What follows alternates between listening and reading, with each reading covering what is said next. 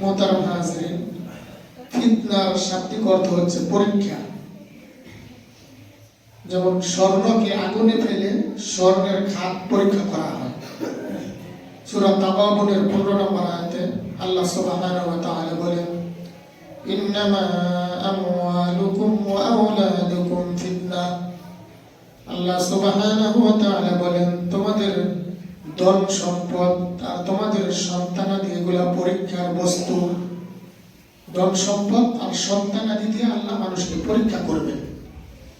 কেন এই দুইটা দিয়ে আল্লাহ পরীক্ষা করবেন? এই দুইটার প্রতি মানুষের আসক্তি বেশি। ধন দৌলত আর সন্তানাদির প্রতি মানুষের আসক্তি বেশি, মায়া মহব্বত বেশি। কেউ ধন দৌলত পেয়ে আল্লাহকে ভুলে যান। আল্লাহ কাউকে ধন দিয়ে পরীক্ষা করেন, যে ধন দিলে সে কিভাবে আমল করে, ধন দৌলত কোন কাজে ব্যবহার করে। আবার অনেক সময় আল্লাহ ধন দৌলত না দিয়েও পরীক্ষা করেন, যে ধন দৌলত না দিয়ে দেখি আমাকে চিনে কিনা।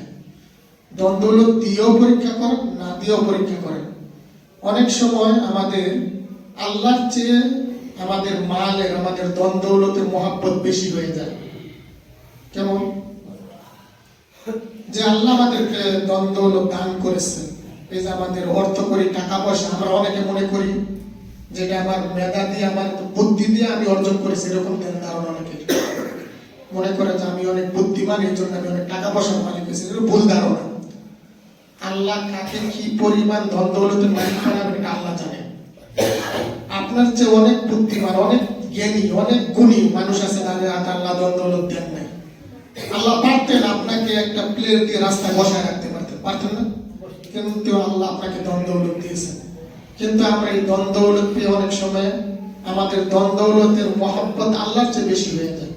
যেমন আমরা যখন আমাদের বাচ্চাদেরকে কিছু মজা কিনে দিই, চকলেট এগুলা কিনে দিই, বাচ্চার কাছে যখন আপনি চাবেন যে আমাকে একটা দেও, দিতে চায় না, দিতে চায় না। তা আল্লাহ আমাদেরকে ধন দৌলত দিয়েছেন। যেখানে আল্লাহ দানের কথা বলেছেন, সেখানে আল্লাহ আমাদেরকে একটা কথা স্মরণ করিয়ে দিয়েছেন, যে আমি যে তোমাদেরকে রিজিক দিয়েছি সেখান থেকে তোমরা খরচ করো।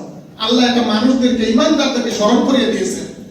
আল্লাহ সুবহানাহু ওয়া তাআলা বলেন, ওয়া ইমানদারগণ, ইয়া আইয়ুহাল্লাযীনা আমানু আনফিকু মিম্মা রাযাকনাকুম। আল্লাহ সুবহানাহু ওয়া তাআলা ইমানদারদেরকে ডেকে বলেন, ওহে ইমানদারগণ, আমি যে তোমাদেরকে ধন দৌলত দিয়েছি, রিজিক দিয়েছি, সেখান থেকে তোমরা দান করো। দেখা যায় আমরা আল্লাহর পথে দান করতে চাই না। এটা আমাদের জন্য পরীক্ষা। ধন দৌলত পেয়ে আমি আল্লাহর পথে খরচ করি কিনা। আবার সন্তান সন্ততি আমাদের জন্য পরীক্ষা। কেমন? সন্তান সন্ততির কারণে মানুষ আল্লাহর নাফরমানিতে লিপ্ত হয়ে যায়। সন্তান একটা আবদার করে, এই কাজটা নাজায়েজ, তাও সন্তানের আবদার রাখতে গিয়ে সেই কাজটা করে। সন্তান বায়না ধরেছে, বাবা ঘরে একটা টিভি এনে দাও। জানে যে টিভি আনলে সন্তান অন্যায় কাজ করবে, এরপরও সন্তানের মহাব্বতে ঘরে টিভি এনে দিছে। ঘরে এখন ইন্ডিয়ার চ্যানেল চলে, নাচ গান চলে। সন্তান, বাচ্চা মানুষ একটু করবে, মানে সন্তানের মহাব্বত আল্লাহর চেয়ে বেশি হয়ে যায়। এজন্য এই ধন দৌলত এবং সন্তানাদি যারা সঠিক পথে ব্যবহার করবে তারা কৃতকার্য হবে। আল্লাহ পরীক্ষা করবেন, এই দুইটা দিয়ে পরীক্ষা করতেছেন আমাদেরকে। আর এই ধন দৌলত সন্তানাদি যারা সঠিক কাজে ব্যবহার করবে না, সন্তানদেরকে নেক সন্তান বানাইবে না, ধন দৌলত আল্লাহর পথে ব্যয় করবে না, তারা ব্যর্থ হয়ে যাবে। আর যারা এই দুইটায় পরীক্ষায় পাশ করবে, আল্লাহ বলেন, আল্লাহু ইনদাহু আজরুন আযীম, আল্লাহর কাছে রয়েছে মহা পুরস্কার। সুবহানাল্লাহ। মানে এই ধন দৌলত আর সন্তানাদির যে পরীক্ষা, এটা যদি আমরা পাশ করতে পারি তাহলে আল্লাহ আমাদেরকে মহা পুরস্কার দিবেন। আর এই যে আমাদের জীবন মৃত্যু আল্লাহ দিয়েছেন, আমরা কে কেমন আমল করি এটা পরীক্ষা করার জন্য মূলত আল্লাহ জীবন আর মৃত্যু আমাদেরকে দিয়েছেন। সূরা মুলকের 2 নম্বর আয়াতে আল্লাহ বলেন, আল্লাযী খালাকাল মাউতা ওয়াল হায়াতা লিয়াবলুয়াকুম আইয়ুকুম আহসানু আমালা। যিনি মৃত্যু আর জীবন এই জন্য সৃষ্টি করেছেন যে তোমাদের মধ্যে কে উত্তম আমলকারী, এটা পরীক্ষা করার জন্য। তাহলে আমাদের এই পুরো জীবনটাই কি পরীক্ষার জীবন। এই পৃথিবীতে আমরা পরীক্ষা দিতে এসেছি, পরীক্ষায় পাশ করলে আমাদের পরকাল ভালো হবে।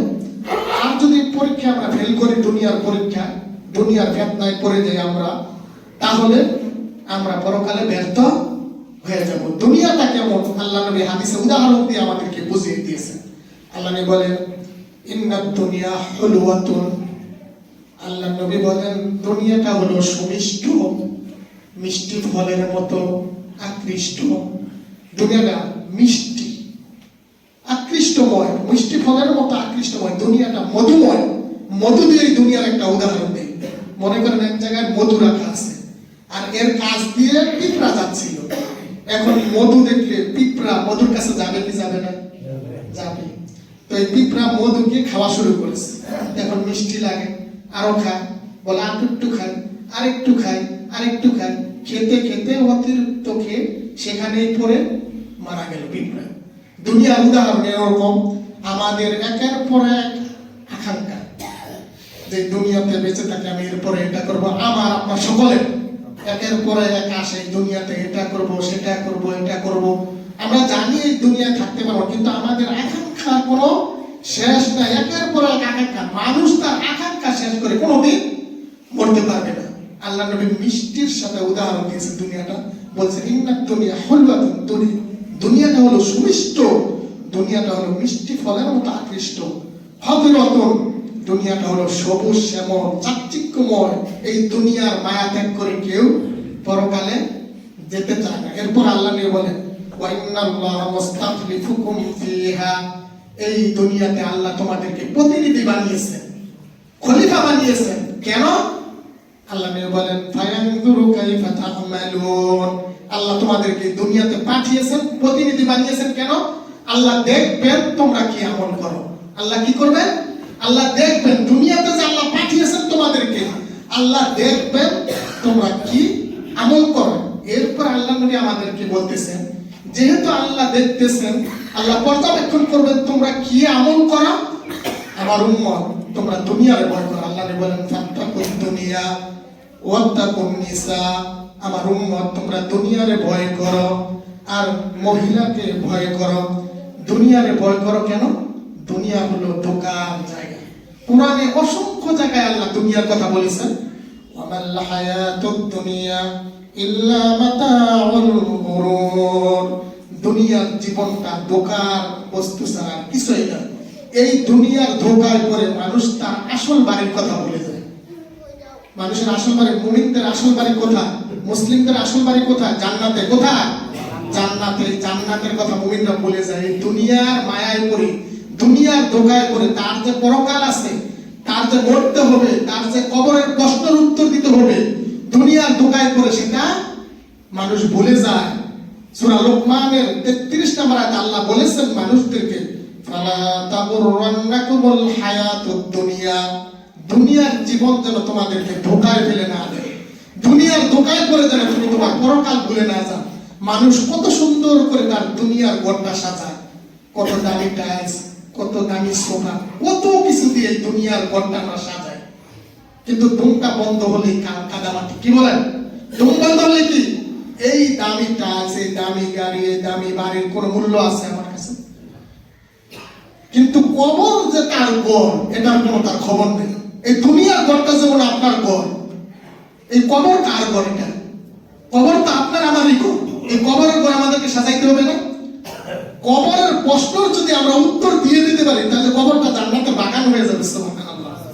আর যদি কবরের প্রশ্নের উত্তর আমরা না দিতে পারি, তাহলে কবরটা জাহান্নামের গর্ত হবে। আল্লাহ নবী নিজেই বলেছেন রাওযাতুম মিন রিয়াদিল জান্নাহ আও হুফরাতুম মিন হুফারিন নার, কারো কারো কবরটা জান্নাতের বাগান হয়ে যাবে, অথবা কারো কবরটা জাহান্নামের গর্ত হয়ে যাবে। নাউযুবিল্লাহ। তাহলে এই দুনিয়ার ঘরটা যে সাজাইলেন, কবরটা আপনার ঘরে, কবরটা আপনার ঘরে। কিন্তু আমরা এই দুনিয়ার ধোঁকায় পড়ে, দুনিয়ার ধোঁকায় পড়ে আমাদের কবরের কথা, আমাদের জান্নাতের কথা আমরা ভুলে যাই। দুনিয়াতে একটু কিছু হলে আমরা মনে করি নিজেরা সফল হয়ে গেছি, কিছু টাকা পয়সা হলে, বাড়ি গাড়ির মালিক হলে, দুই একটা প্লটের মালিক হলে মনে করি আমরা সফল হয়ে গেছি। মুমিনের সফলতাকে আসলে দুনিয়াতে আল্লাহ দিয়েছেন হালাল ভাবে, আলহামদুলিল্লাহ। কিন্তু মুমিন জানে যে আমার আসল সফলতা হলো কি? জান্নাত। তাহলে আপনি যদি চিন্তা করেন যে আপনি সফল হয়ে গেছেন, আপনার যে সফল কাফেররা, দুনিয়াতে ধনীর সিরিয়াল দেখেন, দেখবেন মুসলমানের যে কাফেররা এগিয়ে আছে। বারোদের মুকেশ আম্বানি বলেন, আর চীনের Alibaba.com-এর মালিক বলেন, আর আমেরিকার বিল গেটসের কথা বলেন, এরা ধনীর সিরিয়ালের লিস্টে এরা এগিয়ে আছে। তো দুনিয়া কিছু পেলে আপনি যদি মনে করেন সফল হয়ে গেছেন, এটা ভুল ধারণা।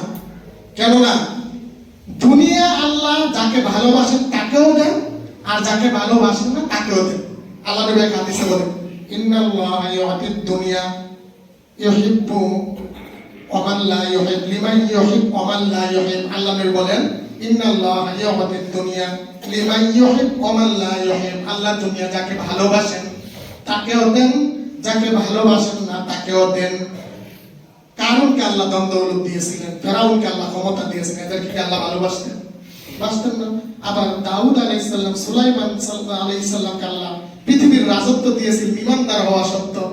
তাহলে বোঝা গেল যে আল্লাহর ভালোবাসা পাওয়ার মানদণ্ড অর্থকরী না, টাকা পয়সা না। আল্লাহর ভালোবাসা, আল্লাহর সফলতা যদি আমরা পেতে চাই, যদি মনে করি যে আমরা সফল কাম হব, তাহলে আল্লাহ যদি দয়া করে আমাদেরকে জাহান্নাম থেকে বাঁচিয়ে দেন আর জান্নাত দেন, তাহলে আমরা সফল কাম হয়ে যাব। দুনিয়ার সফলতা আসল সফলতা মুমিনের না, মুমিন এটা জানে। সূরা আলী ইমরানের 185 নম্বর আয়াতে আল্লাহ বলেন, ফামান যুহজিহা আনিন নারি ওয়া উদখিলাল জান্নাতা ফাকাদ ফাজ। আল্লাহ সুবহানাহু ওয়া তাআলা বলেন, যাকে জাহান্নামের আগুন থেকে বাঁচিয়ে দেওয়া হলো আর জান্নাতে প্রবেশ করানো হলো, সে অবশ্যই সফল কাম হলো। সুবহানাল্লাহ। তাহলে সফলতা কোন জায়গা? যদি আমরা জাহান্নাম থেকে বাঁচতে পারি আর জান্নাতে আমরা প্রবেশ করতে পারি, তাহলে আমরা সফল কাম হয়ে যাব। অতএব দুনিয়াতে আপনি কোটিপতি হতে পারেন নাই, কোনো দুঃখ নাই। একটা বিল্ডিং এর মালিক হতে পারেন নাই, কোনো আফসোস নাই। একটা গাড়ি থাকলে ভালোভাবে চলতে পারতাম, গাড়ির মালিক হতে পারি না, কোনো আফসোস নাই। পৃথিবীর এমন কোনো যোগ্যতা নেই যে পৃথিবীর কিছু না পেলে তার জন্য আমাকে আফসোস করতে হবে, দুঃখ করতে হবে। সূরা হাদীদের 30 নম্বর আয়াতে আল্লাহ বলেন, লিকাইলা তাসাউ আলা মা ফাতাকুম। যা তোমার ছুটে গিয়েছে, যা তুমি পাও না, এর জন্য তুমি আফসোস করো না। তুমি আশরাফুল মাখলুকাত, তোমার কত মূল্য জানো? তুমি যদি ইমানদার রিকশা চালক হও, তুমি মরার পর এমন 10 দুনিয়া আল্লাহ তোমাকে দেবে। সুবহানাল্লাহ। যে সবার শেষে জান্নাতে যাবে, যে নিম্নমানের জান্নাতি, তাকেও আল্লাহ এরকম 10 দুনিয়া দিবে। সুবহানাল্লাহ। আর কিছু পেলেও দুনিয়াতে এক আনন্দিত হওয়ার কিছু নেই, যে অনেক কিছু দুনিয়ার বাদশা বলে কি লাভ আছে? দুনিয়ার বাদশাহী একদিন শেষ হয়ে যাবে, দুনিয়ার সফলতা যে কোনো মুহূর্তে শেষ হয়ে যাবে। ওই যে 21 নম্বর একটা লারা আল্লাহ ভালো করে দিয়েছিল, এটা যদি আর 30 সেকেন্ড স্থায়িত্ব থাকতো, তাহলে আপনার সারা জীবনের অর্জন, আমার সারা জীবনের অর্জন শেষ। দুনিয়ার সফলতা যে কোনো মূল্যে শেষ হয়ে যেতে পারে। দুনিয়ার বাদশাহী একদিন শেষ হবেই হবে, কিন্তু আখিরাতের বাদশাহী কোনোদিন শেষ হবে না। এজন্য দুনিয়ার বাদশাহ হলে লাভ কি আছে? দুনিয়ার মূল্য কাকে জিজ্ঞান? যে আল্লাহ রাব্বুল আলামিন পৃথিবীর একটা বালুকণা থেকে স্বর্ণের পাহাড় পর্যন্ত সৃষ্টি করেছে, সেই আল্লাহকে আপনি জিজ্ঞান যে আল্লাহ এই দুনিয়ার মূল্য কত? আল্লাহ নবীর মাধ্যমে আমাদেরকে জানিয়ে দেন, মুসনাদ আহমদের হাদিস, যে যদি দুনিয়ার মূল্য আল্লাহর কাছে একটা মাছির ডানার সমতুল্য থাকতো, লা সাফা কাফিরান মিনহা, কোন কাফিরকে আল্লাহ একটু পানি দিতে দিতেন না। দুনিয়ার মূল্য যদি আল্লাহর কাছে একটা মাছির ডানার কোনো মূল্য আছে? দুনিয়ার মূল্য যদি আল্লাহর কাছে একটা মাছির ডানার সমতুল্য থাকতো, তাহলে কোন কাফিরকে আল্লাহ একটু পানি পান করতে দিতেন না। যেহেতু দুনিয়ার মূল্য আল্লাহর কাছে নাই, এজন্য মুমিনও খায়, কাফেরও খায়। তবে মুমিনের তাসবিহ করার মাধ্যমে দুনিয়াতে আল্লাহ রিজিক দেন। মুমিন বলে লা ইলাহা ইল্লাল্লাহ সুবহানাল্লাহি ওয়া বিহামদিহি, এই দুইটা তাসবিহের মাধ্যমে পৃথিবীতে আল্লাহ রিজিক দেন। যেই রিজিক কাফের, মুশরিক, মুমিন সবাই খায়। সুবহানাল্লাহ। তাহলে দুনিয়ার মূল্য আল্লাহর কাছে একটা মাছির ডানার সমতুল্য না। আখিরাতের তুলনায় দুনিয়াটা কত নগণ্য। সহিহ মুসলিমের এক হাদিস আল্লাহ নবী আমাদেরকে উদাহরণ দিয়ে বুঝিয়েছেন। আল্লাহ বলেন, তোমাদের কেউ তার একটা আঙ্গুল সমুদ্রে ডুবিয়ে দেবে, এরপর লক্ষ্য করো যে তার আঙ্গুলে কতটুকু পানি এসেছে। আঙ্গুলে কতটুকু পানি আসবে? এক বালতি পরিমাণ আসবে? এক চামচ? মাত্র আঙ্গুল একটু ভিজে যাবে। আল্লাহ নবী হাদিসের মাধ্যমে আমাদেরকে বোঝাতে চান যে দুনিয়ার সুখ শান্তি হলো কি জানো? ওই যে তোমার আঙ্গুলের আগায় একটু পানি এসেছে না, এটা হলো দুনিয়ার সুখ শান্তি। আর এই সমুদ্রে সাগরে যে পানি রয়ে গেছে, এটা হলো আখিরাতের সুখ শান্তি। সুবহানাল্লাহ। আল্লাহ নবী একদা একটা বাজারের কাজ দিয়ে যাচ্ছিলেন কয়েকজন সাহাবী নিয়ে। মনে করেন আমরা আমাদের পাতিরা বাজারে কয়েকজন মিলে যাচ্ছি, এরকমের একটা ঘটনা। তা আল্লাহ নবী দেখলেন যে বাজারের পাশে একটা কান কাটা মরা ছোট ছাগলের বাচ্চা পড়ে আছে। তা আল্লাহ নবী সাহাবীদেরকে জিজ্ঞাসা করলেন, ও আমার সাহাবারা, তোমাদের কেউ কি আসো এটা যে একটা দিরহামের বিনিময়টা ক্রয় করবে? সাহাবায়ে কেরাম বললেন, ফাওয়াল্লাহি, মানে সাহাবায়ে কেরাম বললেন, ইয়া রাসূলুল্লাহ, আমরা কোনো কিছুর বিনিময়ে এটা নিব না। আচ্ছা, মরা কান কাটা ছাগল এটা মানুষ ফিরে দিলে নিবে? ফিরে দিলে তো নিবে না। তো সাহাবায়ে কেরাম বললেন যে ইয়া রাসূলুল্লাহ, আমরা এটা কোনো কিছুর বিনিময়ে নিব না। তা আল্লাহ নবী কসম করে বলেন, ফাওয়াল্লাহি, আল্লাহর কসম, তোমাদের কাছে এই কান কাটা মরা ছোট ছাগলের বাচ্চাটা যত নগণ্য, আল্লাহর কসম করে আমি বলছি আল্লাহর কাছে দুনিয়াটা এর চেয়ে নগণ্য, যার পিছনে আমরা জীবনের সর্বক্ষেত্রে আমরা দুনিয়ার পিছনে দুনিয়াকেই অগ্রাধিকার দিয়ে থাকি। আল্লাহ বলেন, ফালতু তিরুনাল হায়াতাদ দুনিয়া ওয়াল আখিরাতু খায়রুন ওয়া আবকা, বরং তোমরা দুনিয়ার জীবনকে প্রাধান্য দিয়ে থাকো, অত্যন্ত আখিরাত সামনে আছে, বাকি আছে এবং উৎকৃষ্ট। তো মোহতারাম হাজিরিন, দুনিয়ার মূল্য একটা মাসিক দানার সমতুল্য না। দুনিয়ার মূল্য একটা কান কাটা মরা ছাগলের বাচ্চার মতো নয়। আচ্ছা, দুনিয়ার মূল্য কি আমরা কেউ নির্ধারণ করতে পারবো? দুনিয়ার এই পৃথিবীর কত মূল্য আছে, পৃথিবীর কোন মানুষের পক্ষে এটা মূল্য নির্ধারণ করা সম্ভব? আমাদের এই পাতিরা বাজারে এক কাঠা জায়গার দাম কত আছে? এই জায়গার দাম বসুন্ধরা কত হবে? এক কাঠা জায়গার দাম। এই এক কাঠা জায়গার মূল্য গুলশানে কত হবে? এই এক কাঠা জায়গার মূল্য ধানমন্ডিতে কত হবে? এই এক কাঠা জায়গার মূল্য লন্ডনে কত হবে? এই একটা জায়গার মূল্য, এক কাঠা জায়গার মূল্য নিউ ইয়র্কে কত হবে? এই পৃথিবীর মাটির নিচে কত খনি আছে? স্বর্ণের খনি, তেলের খনি, গ্যাসের খনি, এর মূল্য কেউ জানে কত? এই পৃথিবীর মানুষের কত ব্যাংক ব্যালেন্স আছে, এটা কি মানুষের পক্ষে বের করা সম্ভব? সম্ভব না। এই পৃথিবীর কত মূল্য, এই পৃথিবীর মূল্য মানুষের পক্ষে নির্ধারণ করা সম্ভব নয়। এই তামাম পৃথিবীটা যদি এক পাল্লায় রেখে দেন, তাহলে আল্লাহ বলেন যে এই তামাম পৃথিবীর মূল্য আল্লাহর কাছে একটা মাসিক দানা সমতুল্য না। আল্লাহু আকবার। অথচ কিছু কিছু মানুষ এমন আছে, আল্লাহ বলেছেন, ফামিনান নাসি মান ইয়াকুলু রাব্বানা আতিনা ফিদ দুনিয়া ওয়া মা লাহু ফিল আখিরাতি মিন খালাক।